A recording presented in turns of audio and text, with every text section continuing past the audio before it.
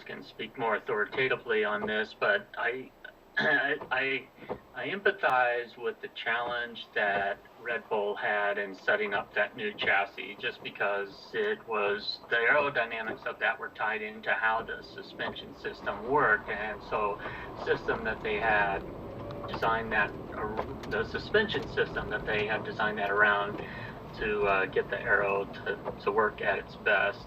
They had to change horses midstream, and that's a difficult thing. And setting up one of these cars is incredibly complex. So perhaps we should not be too surprised that the drivers are saying that it was a handful to get the setup right and a challenge to drive. But and I'll let Summers expand on that a little bit more authoritatively. But I just wanted to ask though a little bit about the MGUK situation on that.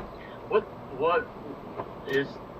Do you have an idea as to what the penalty might be in performance, say in lap time or whatever other metric that they're suffering from with that?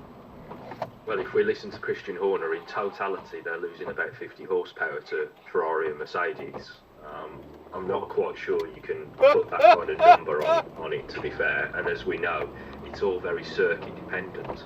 So the MGUK's role in providing power to the entire power unit is 160 horsepower. Now, is it always supplying 160 horsepower? It's not always doing that. So it's all relative at the end of the day.